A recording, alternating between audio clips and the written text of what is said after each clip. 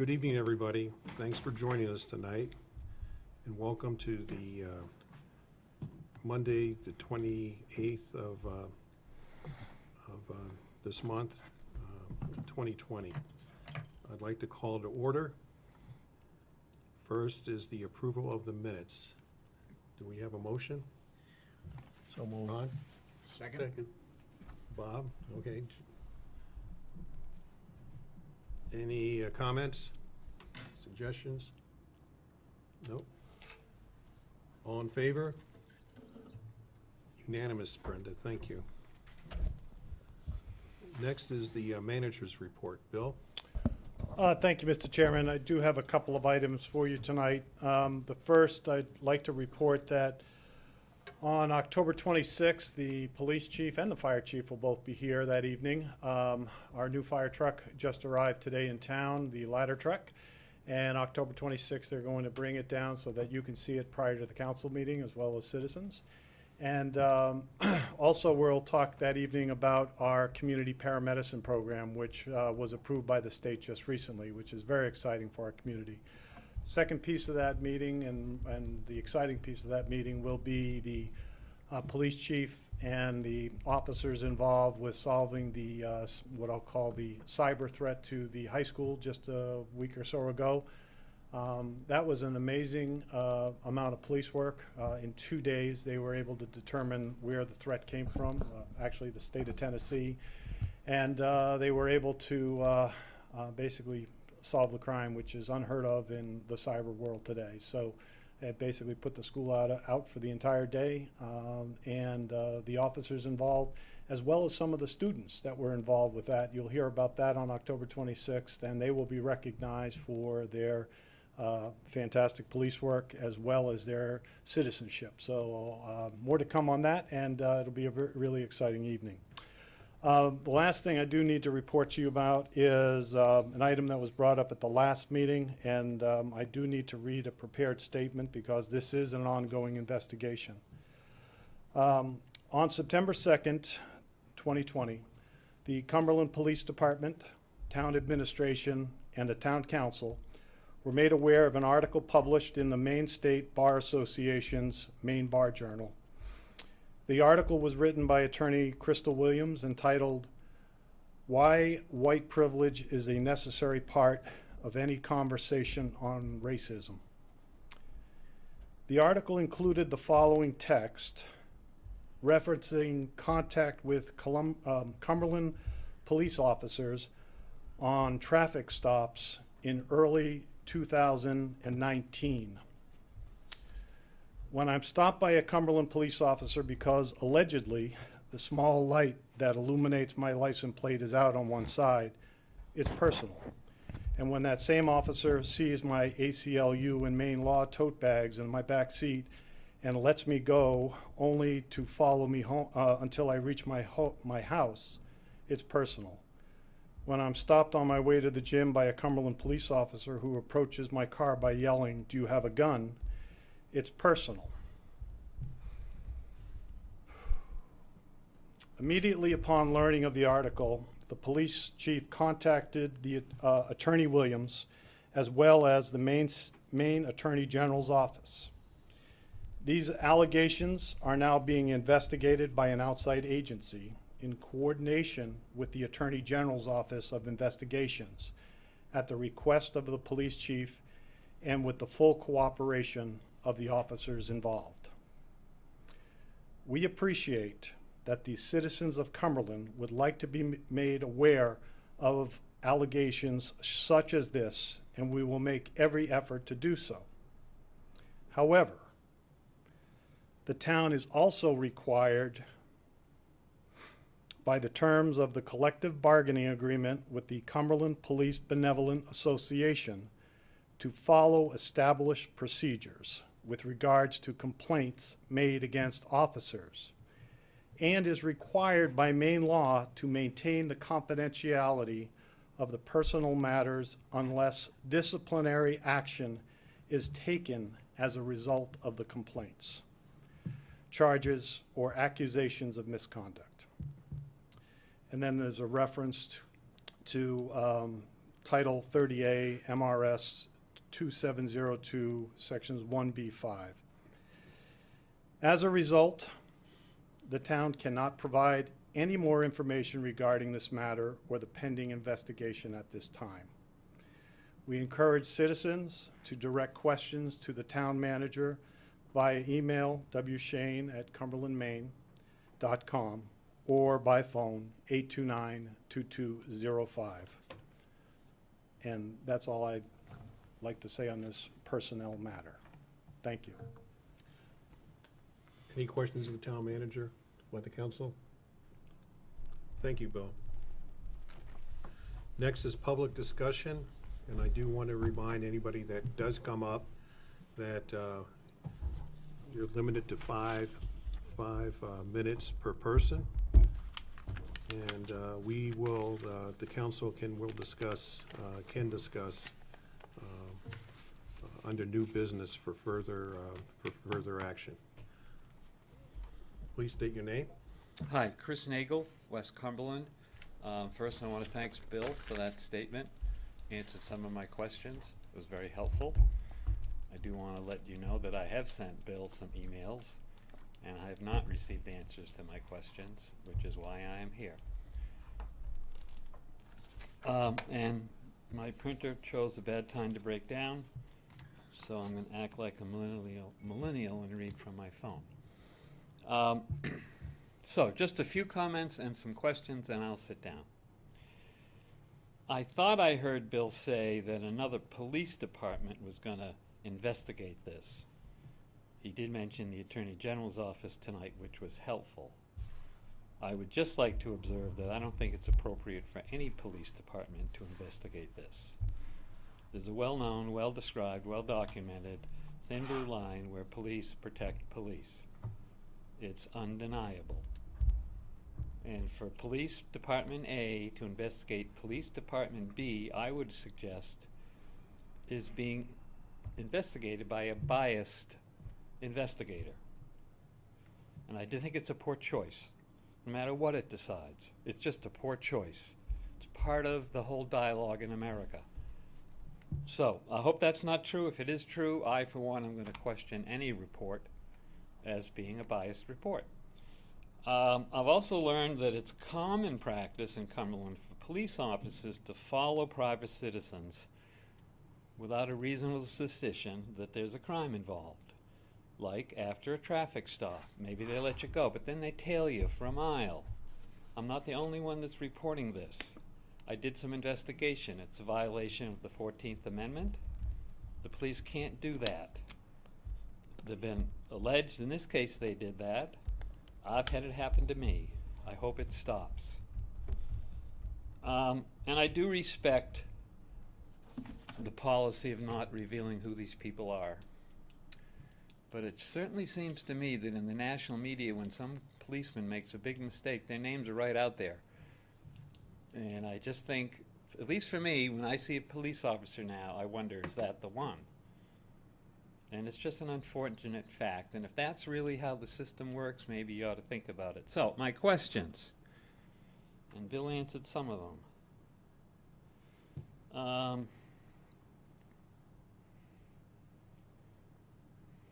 Has anyone determined that these thin blue line bumper stickers that I described last week or 2 weeks ago are still being used? And if so, what's being done about it? I think it's a fair question. I'll send an email to Bill about it. I guess in a bigger picture, is the town willing to think about any kind of citizen involvement and review of alleged police misconduct? Bill described a procedure. I'm sure it's a fair procedure, and I don't know who's involved. But I'm not aware that someone other than the police are involved. And I think it's something you might consider as a policy to give more credibility to these investigations. And I recommended last time, and I know it was a shot in the dark, but I'll bring it up again. I think it's a good policy not to give the cops discretion to give you a ticket or not.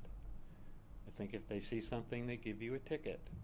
They get you on radar, they give you a ticket. They don't have a conversation and maybe let you off and maybe don't. I think it's a poor policy. I know it's kind of radical for a very conservative town, but I do think it's something you ought to consider.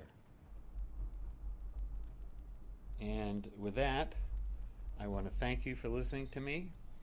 I want to thank you for giving me more time. I didn't know I was on a 5-minute time limit, so Mr. Gruber, I thank you for that. And I look forward to hearing about what happens next. Thank you. Thank you, Chris. Anybody else for any public discussion that's not on the agenda tonight? Okay, seeing nobody coming up, let's go on to the first item, is to hold a public hearing on the order of discontinuance as a town way, a portion of Turkey Lane from Range Road to the snowmobile bridge. Mr. Town Manager? Thank you, Mr. Chairman. Tonight, we are here in the first step of a discontinuance of a townway process.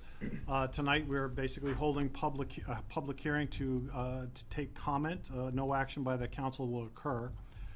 The council has directed us to put together a document that basically preserves the 66-foot easement of Turkey Lane from Range Road to the bridge that's there today. That bridge was constructed probably over 10 years ago by the snowmobile club of the town and some volunteer help. That has worked very well for snowmobiles over the past several years. And the process will continue with a potential action on October 12th. And at this point, the town council has not added any restrictions to that public easement, so it will be maintained as it is today. My recommendation will continue that we do a posting at the front of the road to basically warn folks that the road is no longer maintained and kind of pass at your own risk type of thing. So that's all I have, Mr. Chairman. The town attorney is here as well to answer any questions related to process or any legal questions that somebody may pose to the council this evening. Thank you. Back to the council. Do we have any discussion at this time? Seeing none, I'll open it up for the public hearing. Does anybody want to talk about this? John?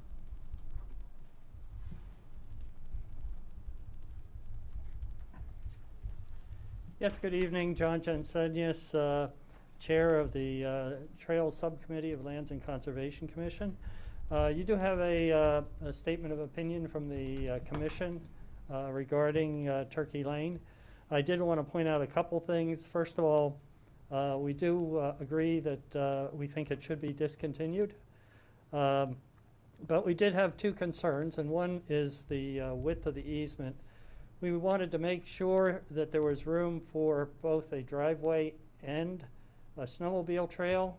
The reason being that if somebody had a driveway going down Turkey Lane, they probably don't want snowmobiles going down that lane for any extent.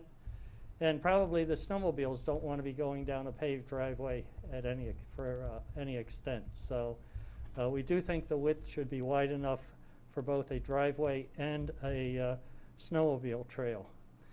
The second concern had to do with erosion. In terms of use of the easement, it is fairly steep.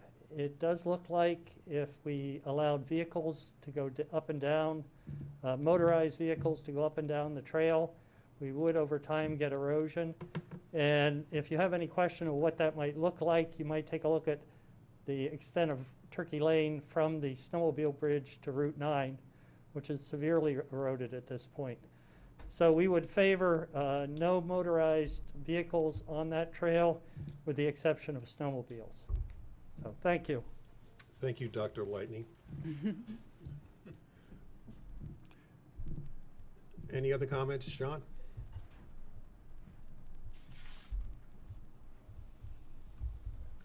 Hey, Good evening, Sean McBrarty. I'm the president of the Snowmobile Club. Certainly appreciate the town keeping us in mind to be able to use that trail. We've used that pretty consistently for quite some time. It's a pretty major route, really, from Falmouth all the way over to Cumberland. The only piece I was a little confused about was trying to read about potential development, and generally speaking, any new driveways don't normally like to have snowmobiles drive over them because they get scraped up pretty quick. We'll also be dragging the trails as we always do up there, hopefully. So that was really my only question regarding the process. If there was, I read something about a 60-foot road and some of these other pieces, how the snowmobile trail would either go along that road or not impede upon somebody's new pavement. So however way that works out, we will gladly work together with the town and the landowners, but just wanted to kind of find out a little bit more about that. So thank you. Thank you, Sean. Bill? That might be a question for the town attorney. Does the snowmobile club have to come for a license for maintaining the snowmobile trail over that public easement? Or is that something, since that's been kind of past practice for the most part? To the extent that, Should be. anybody hear me? Oh, Good? Yep. Okay. To the extent that the use of the public easement by snowmobiles and any, grading or grooming that is necessary does not impact the town's ability to use the public easement, and it's consistent with that use, doesn't necessarily require a license. But a license could be implemented to the extent that grooming activities would otherwise impact in any way the ability for the general public to use the public easement area. So it may be necessary, but it really depends on the activities that are, snowmobiling in and of itself is not going to require a license, but any sort of maintenance activities that might somehow impede other public access. the assistance of the snowmobile club, especially in the town forest with their equipment, has actually enhanced the public's improvement over that trail, because it is compacted much better than, you or I walking over it or just a sled. So it's been a positive impact. We receive funds from the state for because we have a snowmobile club, is that correct? Not Aren't that they I'm aware of. quasi, Sean knows? Yes, please. We don't get them as a town. We don't get it now. I just wondered where that all stood. The state processes, we have to submit for a grant, a trail maintenance grant, and that we receive usually in May of each year. It's $5,400. I'm not sure what it will be this year, given all of the issues with revenue. But as long as we put in our time and do our diligence and cut trails and groom and all those things, that's what we receive as a club, and then that goes right back into equipment and fuel and those kind of things. Okay, So, yep. thank you. I Thanks, knew Sean. that there, at some point, when snowmobiling was more of a thing. Well, the There council was has a- authorized the registration fees that we take go directly to the club each year. So Okay. we do, All right. those fees go There's directly a to the club. symbiotic relationship there. Okay, thank you. Okay, I'm going to close the public, portion of this. Bob? This is kind of related to the snowmobile. There's a lot of people that use snowmobile trails who don't get on a snowmobile. And part of in fact, I had the trail goes across part of my property. Cross-country skiers, and now people with fat tire bicycles are riding on them. So there needs to be an understanding that yes, there is a public right-of-way, but somebody's paying to maintain this, and I'd like to see an appreciation somehow that that the snowmobile club gets recognition that they're maintaining this, and other people are using it, at the expense of somebody else's work. We've had trail signs made up that they've provided for us in the town forest to basically say the Moonlight Snow Skimmers are basically maintaining these trails to give them some recognition, and that's been pretty positive. Good. Mike? Thank you, Mr. Chairman. You know, the Snowmobile Club for me is one of those groups that have made a lot of promises and followed through with every single one. And you're right, Bill. They've done nothing but improve the quality of life in this town, the quality of our infrastructure, and a lot. I give them so much credit. They've just come through time and time again, and you know, I'm glad we've got a good partnership with them. Thank you. Allison? Just more, I think Sean was asking about like the driveway licensing process. So I don't know, Alyssa, I know you mentioned that in one of our earlier hearings, and just kind of what that would look like if we moved into discontinuance. If I remember correctly, there was still an opportunity to kind of, the council would still say what it could be used for. Sure, so to the extent. It's working. Low battery. Oh, Do you want me to go to the podium? might be better. So with respect to licensing agreements on a public easement, they're not required to the extent that uses are not inconsistent with the public easement. However, they are required to the extent that anyone is making actual improvements in the public easement that the town is permitting, like the construction of a driveway. And to the extent that the town then grants a license agreement for a driveway or any other use by somebody that's exclusive to the license holder, that then, the town then needs to be sure that the remainder of the public easement can honor the terms of the license agreement. So if the town enters into a license agreement and makes assurances that that portion is not subject to public access, or is that snowmobiles are not permitted on that portion because it's an exclusive license agreement, then we need to be sure that there is the ability to do that within the width of the right-of-way and however that's constructed. So those two things need to be considered in tandem so that you can be the town can be sure that when it offers a license agreement for somebody to make improvements in that area, that it's not hindering the ability to use the remainder of the public easement. Just stay here if you want. Any other questions of Alyssa? Thank you so much. I think the AV guy's taking care of your microphone. Okay, I'm going back and I'm looking for a motion. No action. Mike? Motion's on the next item. No, there's a motion here for this, though. Not on number 74, Mr. Chair. This was the public hearing primarily to gather information for Okay. the council. Okay, And the next item would be to set the public hearing. okay. The next item then is to set a public hearing date of October 12th and consider and act on the ordinance, the order of discontinuance of a townway portion of Turkey Lane from Range Road to the snowmobile bridge. Do we have a motion? So moved. Thanks, Second. Ron, thank you. Any further discussion? All in favor? Thank you. Unanimous, Brenda.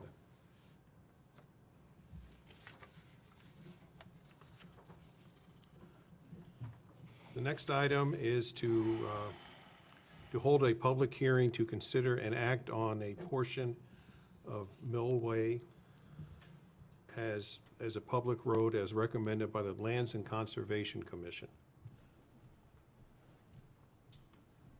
Mr. Chairman, Mr. Town Manager?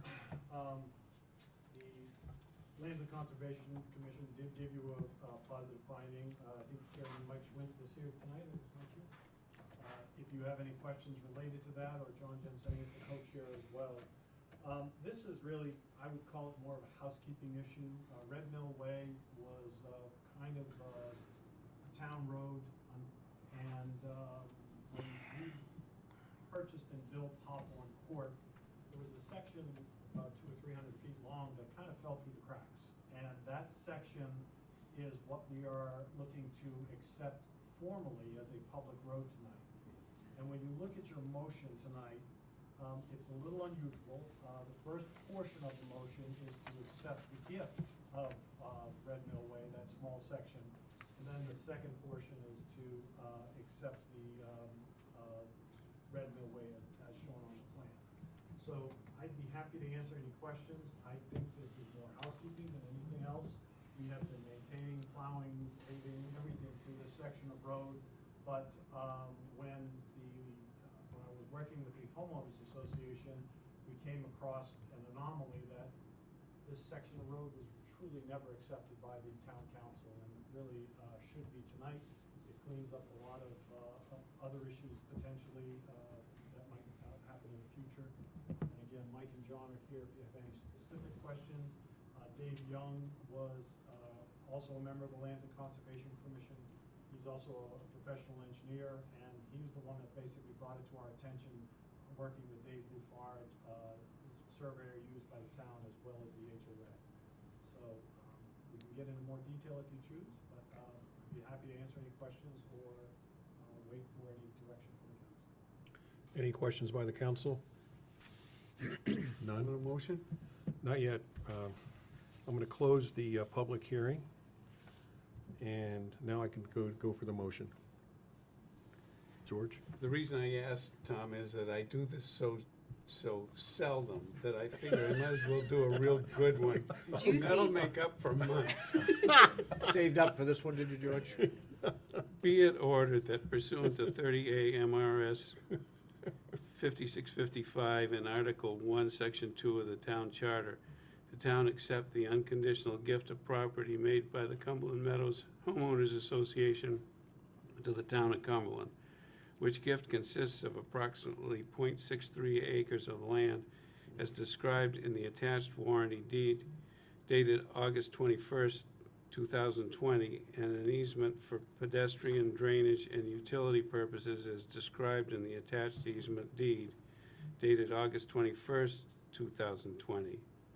Further ordered that the town accept the full length and width of Red Mill Way as shown on the attached plan as a public road, which amends the town's previous acceptance of a portion of this road between Tuttle Road, Meadow Lane, as Meadow Way on November 28, 1988, by Order 138-88, to include the section of Red Mill Way labeled as additional acceptance of Red Mill Way on the boundary survey of Red Mill Way for the town of Cumberland, Maine, dated March 23, 2020.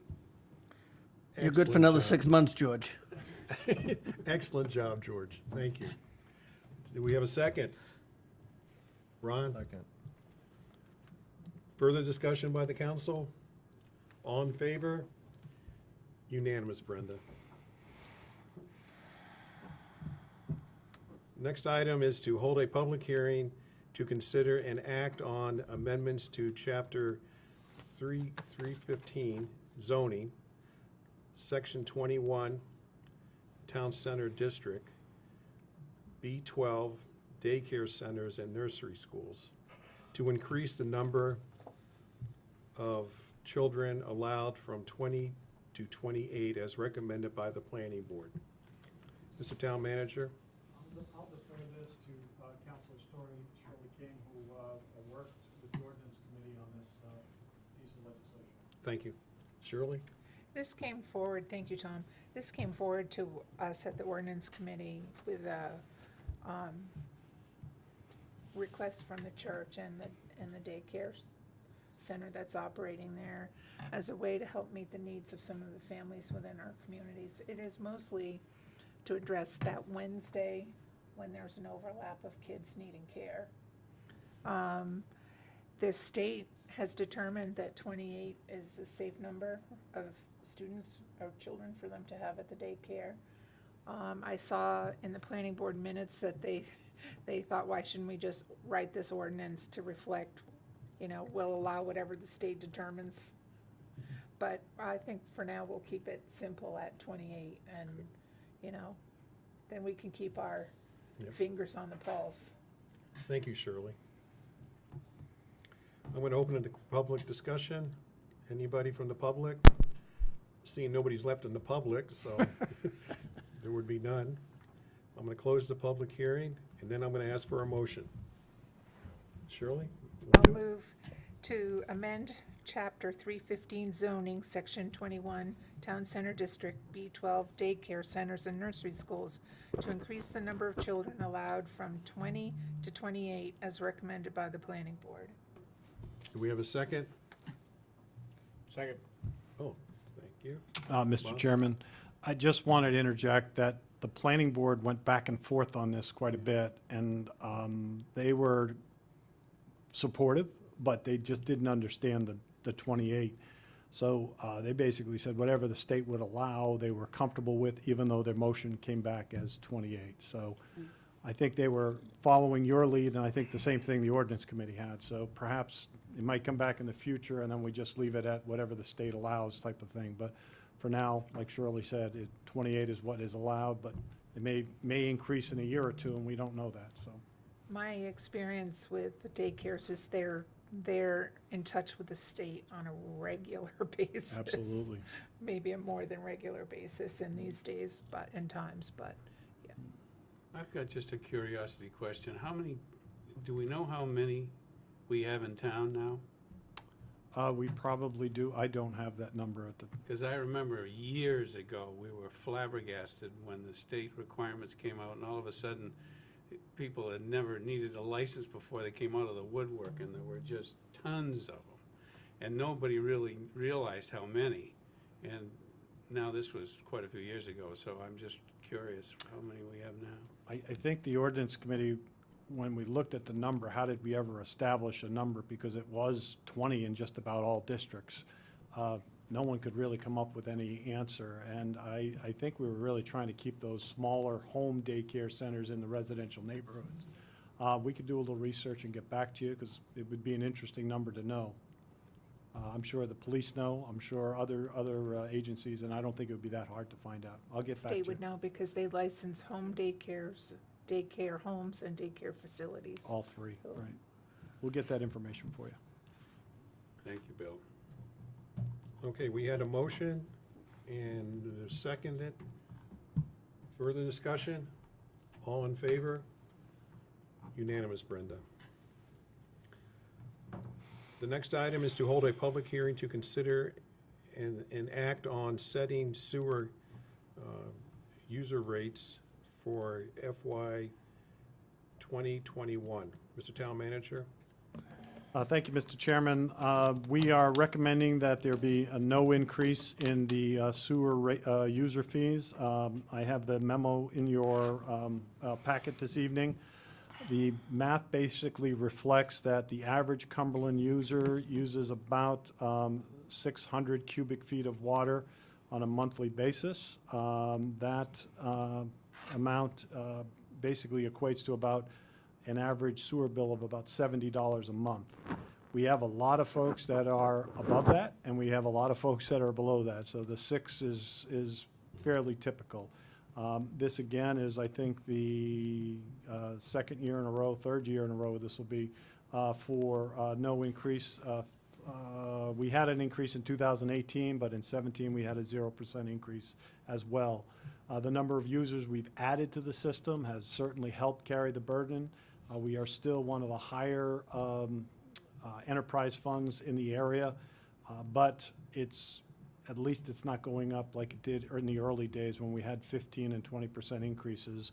That is somewhat stabilized down to a manageable 2% occasionally versus a 10 or 15% every year. So feeling very confident our system is in good shape. It's well maintained by the Portland Water District, and we still have probably about 40% capacity.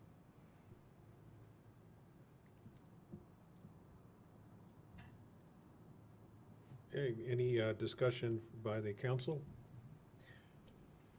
Is Bob? it, my memory's bad, 7 gallons per cubic foot? 7.48. 7.48. So about 3,500 gallons a month. It comes out to about 150 gallons a day. That's about what the average home uses in Cumberland, about 150 gallons a day of water for everything. That's showers, laundry, everything. If you're on a well, you don't use that much. So, but the average sewer user uses 150 gallons a day. Further questions by the council? Do we have any sense with everyone home if that is averaging higher? Much higher. It's closer to 8. So it's, at least a third more usage. That helps keep the rates down, but it also drives the costs up. I'd ask for a motion. Shirley? I move to accept the town manager's recommendation of 0% increase in sewer user fees for fiscal year 2021. Mike? Second. Further discussion by the council? All in favor? Unanimous, Brenda. The next item is to hold a public hearing to adopt the the Maine Municipal Association Model General Assistance Appendices A through D for the period October 1st, 2020 through September 30th, 2021. Mr. Town Manager? Thank you, Mr. Chair. This is adopted annually. It is a model that just about every community in Maine uses for general assistance. It's how we basically submit our payments to the state for 70% reimbursement of our general assistance program. I think we budget somewhere around $36,000 to $40,000 a year, and that leverages quite a bit more since we're basically receiving 70 cents on the dollar for reimbursement. We have pretty much spent that money each year, so the need doesn't go away, but these are guidelines that, as long as we follow, we continue to get that reimbursement. We have done very well in our annual inspections by the state when they come down to review our records to make sure that we are following their model and their procedures, and that's gone very well. As you know, Opportunity Alliance basically serves as our GA director. He is here each Wednesday to meet with citizens in our community, and those appointments are scheduled through the front desk. Thank you. Any questions of Town Manager? I have a question, Tom. Yes, Shirley. In our motions, it says appendices A through D, but in our packet, we have appendices E and F that include heating fuel and personal care and household supplies. Well, and then I see G for mileage rates and H, and it keeps H. going. And it just keeps going. It says E through H in the memo. Yeah, let's go through H. Thank you for catching that. Good pickup, Shirley. Do we have a motion? Shirley? I move to adopt the Maine Municipal Association Model General Assistance Ordinance and appendices A through H for the period of October 1st, 2020 through September 30th, 2021. Do we have a second? Ron? Second. Further discussion by the council? All in favor? Unanimous, Brenda.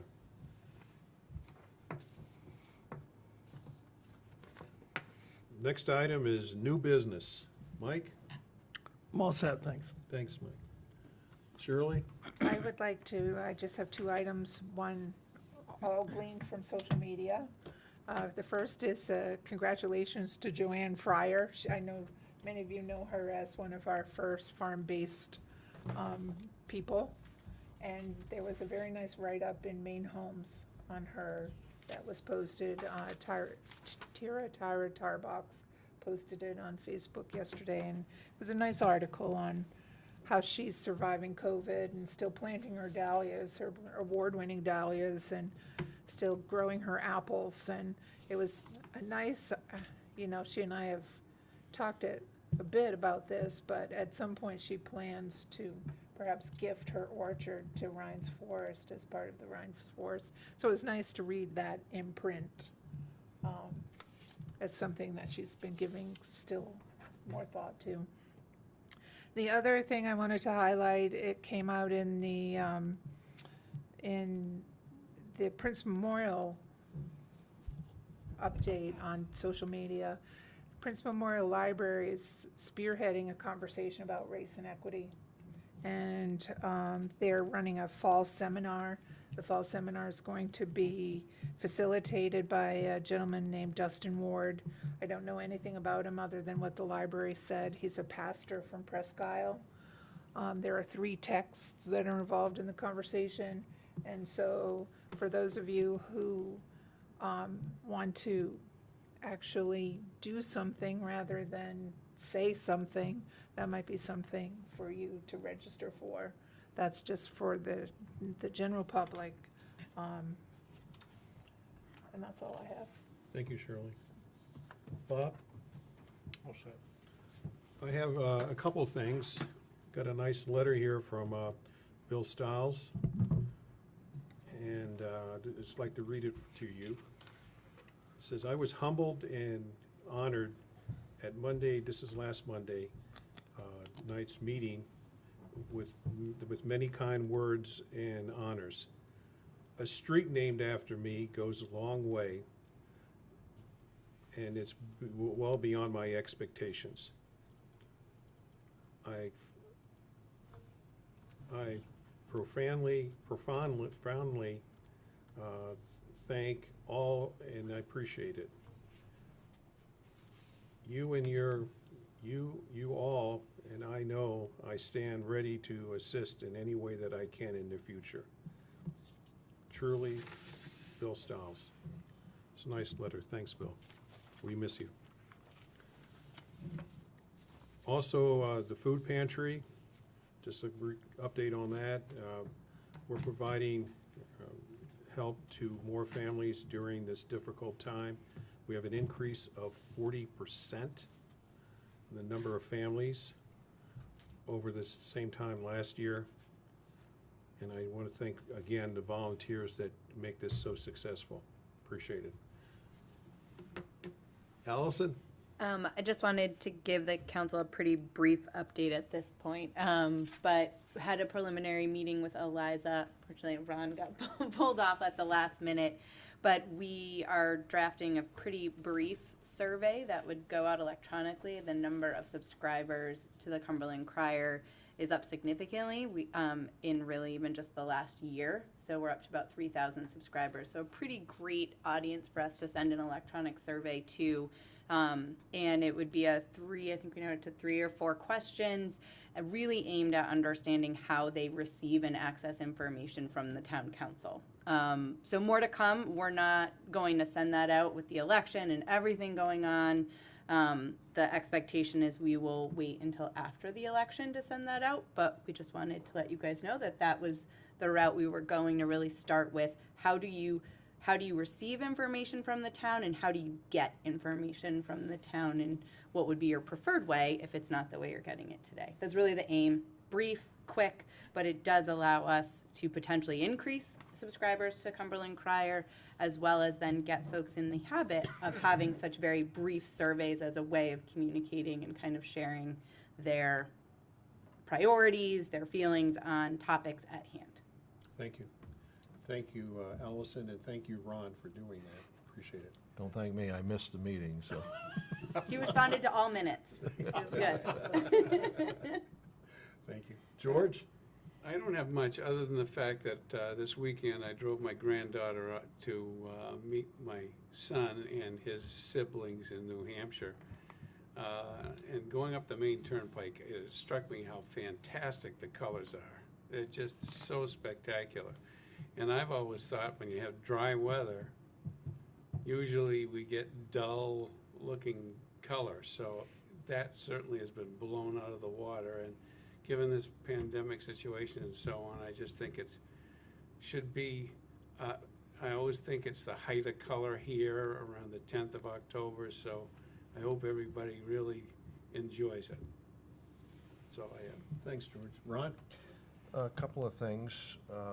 Here's my $20 bill that you're gonna need this Wednesday, so the 4-H auction will be at the Cumberland Fairgrounds this Wednesday, and I hope the weather holds off. It doesn't sound very promising, but I hope that everybody goes. It's a great chance to buy some beef, pork, or lamb at very good quality meat and help the Farmers Club plus the children in the community. I want to thank Allison and Eliza for meeting last week. I was called away by the state police at the last minute for a dump truck rollover way up in Woodstock, which is up above Sunday River. So at the last minute, I had to fly up there because the thing's upside down in the middle of the road with the sand all over the road. And thank you for meeting. And I did get the minutes and I followed up, and I think you guys did a really phenomenal job.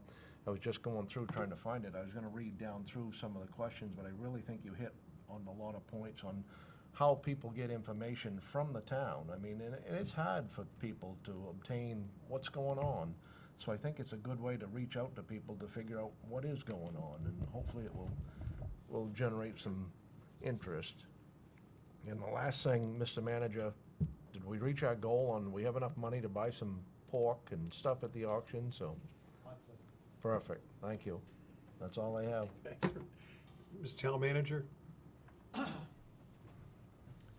Yeah, we're at close to $14,000. Perfect. So it was one of the better years. I think Bill, and through his efforts and weekly berating of everybody in TV land, I think worked very well. Thank you. I wanted to share with the council where we are right now, almost through the first quarter. You're going to have a formal report shortly, but I didn't like the expense report that you got in your packets because it was really confusing to me. So I looked at it, and the finance director and I worked on it this afternoon. And what we eliminated is the SAD budget, the capital budget, and the payment to county, because those are all fixed expenses, if you will, and those are not really something we can control from year to year. So what I wanted to show you is if we're going to start taking those out, and the last item on here is basically the municipal building. So these numbers are for the last 4 years, and here we are in this year at just under 2.4 million. 3 years ago, we were at 2.42 million at the same period of time. We'll get those out to you as part of the minutes, and I'll update this. And that's how you'll see it in the future. This way, at least you can track the controllable expenses. And when you throw a $20 million school budget in there, it really kind of distorts what we're trying to do. We have to pay that. And we have to pay the SAD, we have to pay the county tax of almost $1 million. So those are out of our purview, if you will, but this is not. And this is really what we should be looking at. So for me, we are about $100,000 less than we were during the same period last year. And so everybody's still doing a good job. Now, a little bit on the other side of the world is the revenues. And I did want to point out, we're doing okay on revenues. We're not doing great. We're tracking a little bit behind. And that's primarily for a couple of items. And I guess it doesn't want to let me open it up for some reason. But what I'll share with you on the revenue side is we're tracking about $150,000 behind where we were this time last year. That primarily is about $100,000 in rec because of the limited rec programs and the limited after-school programs we've had to date. And the second piece is, of all things, is trash bags.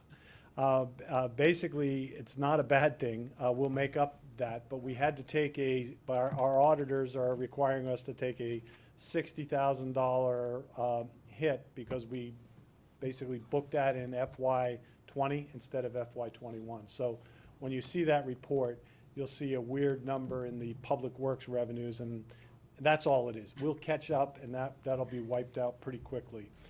In review of the numbers today, I think they look strong. I think we're still doing very well on the revenue side. Excise tax is still ahead of last year. Homestead reimbursement, we've got over 500,000 from the state so far. There's about 180,000 that we expect, but that won't typically happen until August of next year. It's kind of the last payment. It's kind of a washing out, if you will. So that looks well. The tax collections came in very strong so far. So I think we're okay. We only have about, I think, less than a dozen foreclosures is what Tammy has told me, and that's incredible, especially in the times we're at. I think the number is probably going to be less than probably 3 or 4 by the time we get to the end. So we're doing okay. I think it was a wise move to basically take the tough line that we did. Unfortunately, it'll be a little bit more difficult next year when we have to start implementing the capital programs back in, and we'll have to make some tough decisions. But right now, we're doing well. We're doing better than I expected as far as the budget is going. We're actually doing much better, especially on most of the revenues. I think the first quarter is always the tough one. I wouldn't put a lot of money in the bank when you see the report again. Well, let's wait until the second quarter and third quarter reports. That's, at least we'll see some trending. But right now, we're in a positive place, and I think we'll continue to move in that direction. Your next meeting on October 12th is Columbus Day. The town hall will be closed, but we will be here that evening. There are a lot of important things to get done. The last thing I will leave you with is that at your next meeting, you will be given a huge challenge. You will be asked to get the vote out because we are in another challenge.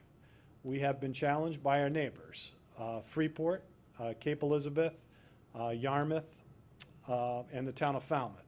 So basically the coastal communities of southern Maine, to see who could have the highest percentage of voter turnout. I will share with you, I was a little surprised. I think they might be cheating, Cape Elizabeth. They are over 50% basically people that have requested absentee ballots, while we are about 42%. But, you know, we actually follow the rules. They kind of make them up as they go, I think. So we'll be looking at them. Don't say that in this climate. Yarmouth is, I don't know where they are. They're out there, still a dark horse in this race, but they do well. Falmouth does very well in elections. We are always very, very competitive with them and always have to check their numbers as well. But we are basically calling this the Coastal Cup, the COVID Challenge. So we are looking for you guys to get it out. Last 12 years ago, we had a contest. It was Beat Bangor. This year, it's going to be Crush the Coast. So we are going after everybody in coastal southern Maine, and we are going to win because we vote in this community, and it's the one thing we do better than any community around us. Bangor was a huge challenge. We beat them in absentee voting as well as overall voting by at least 3 points in each category. These guys are coming after us hard. They know who's the best, and it's always tough to stand high on the pedestal, and which we will. The trophy I should have hopefully by the middle of October, which will be on proud display for 4 years. It's only during the presidential elections this will happen. So they've taken us on, and just have to say they're going to be disappointed come the 4th of November when the tallies are all final, we hope. So your part will be just to make sure your neighbors are voting, everybody's voting. Not political, don't care who you vote, don't care what your party is. We just want you to vote, and you will be enlisted to be block captains, team captains, and all part of this, because I think it's very important, and I think it's one thing that our citizens probably do better than any group of citizens in the state. We are #1 in lots of categories, and voting is one of those categories that I'm very proud of because our citizens participate and take it very seriously. So your day's coming, so be ready. And we are going to be at the high school, which is exciting. I think a lot of people know that already. I think they've published it a few times, but just so everybody who hasn't heard, we will be voting at the high school. Thanks to the superintendent's office for their great cooperation with this. This is no small event for them. They have to move the in-person learning days a day to make that happen for us, and we're excited that they did that. The board voted unanimously for that at their last meeting, so I'm excited about getting ready. It'll be a lot bigger election than it was last time, because I predict probably about 20% of those that will be voting on election day will be showing up to the polls. So, you know, we had 500 people show up in July. I am really predicting somewhere between 1,200 or higher on election day itself. 7 to 9 is the busiest times, as is 6, usually 5 to 7 is the second busiest times. If you come during the day, it's usually pretty much no lines, no waiting. Between 9 and 3, it's pretty slow. But early morning, I predict it'll be busy. What's great about the high school is we have that long, long hallway that basically goes all the way back to the Performing Arts Center almost. And we have the ability to stack over 100 people in that hallway all by itself. So We're pretty excited. We're limited to 50 people in the high school gym, so please be patient if you come. It shouldn't be a long wait, but it might be a little bit of a wait. But it's going to be a busy day, and we're excited for it. Bill, what percentage of our residents vote now? During presidential elections, we're always over 80%. 12 years ago, we hit 91. So we need 100% now. We need 100%. There's That's- 9% you have to work on. Shirley? Will town hall be closed election day? Town hall will be closed on election day, primarily because we're all going to be at the high school. Yeah, and as I think a lot of you saw that last time, it just takes a lot of people to Right. I just staff. wanted to get that message Thank you, out. Shirley, for reminding me. Ron? Bill, just a question, and this relates to Allison and Eliza and myself. If somebody needs a ride to the poll, who should they contact? Both parties last time, the Democratic and Republican Party, were doing that. With the COVID issue, I'm not sure, Ron. It's a good question. And that's why I asked, because a lot of people are nervous about asking the neighbor for a ride or something like that. So, I mean, absentee is obviously the way to vote. I mean, I know a lot of people aren't up on that, but I mean, if they just call the town office, they can get an absentee ballot. Am I correct? They can. It'll be mailed to their homes. Tammy will work directly with them if Tammy and Eliza both. So, yeah, absolutely. If they're fearful of that type of, it's going to be tough because Tom and I have been working on the AIP program, and the rides program has been kind of suspended because of the whole COVID issue. And that was a big deal for a lot of people just to get here. Right.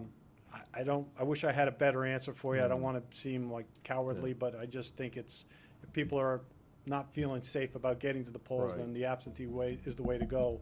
If they're riding with somebody else, just everybody wear a mask and, protect themselves. I think that's the best recipe. Good question. Any other questions of Bill? I do, I'm Shirley? sorry, trash bags. Have you had many calls on the different sizes of trash bags? No, we only have two, you're saying they're smaller, Well, larger? Yeah, our large trash bags have come in two different sizes. I'll have pictures, I'll send them to you. Uncle Robert pointed it out to me. And actually, the larger trash bags, if you got a bundle of the larger trash bags, there were maybe only 9 bags instead of 10, but they were wider. They were a good 6 inches wider, maybe 4 inches taller. But there were 9 bags instead of 10. I took pictures, I'll send them to you. No. So I didn't know if you, No, that is the first and only complaint I've had on trash Okay. bags. it's not a complaint, it was just something that Well, was but that's not right. I interesting. mean, they're not cheap. I mean, No, so they but should tell them to come in and we'll So take I'm care of them. thinking he might have thought he was getting gypped with only 9 bags, but those 9 bags were bigger. Yeah, but still, you can only fit one of them into a trash can. If you use it like a liner, you're still down 1 bag. So tell them to come in. We'll But make he's sure it gets saving one. those, he's bought some new smaller ones, and he's saving the other ones for, The gigantic you know, ones. big trash, really big trash. Yeah. Any other questions of Bill? Awesome. Thank you. Thank you. Thanks, Bill. Appreciate it. Do we have a motion for adjournment? So moved. Thanks, Shirley. Thanks, George. All in favor? Unanimous, Brenda. Thank you. Thank you, everybody. Thanks for tuning in.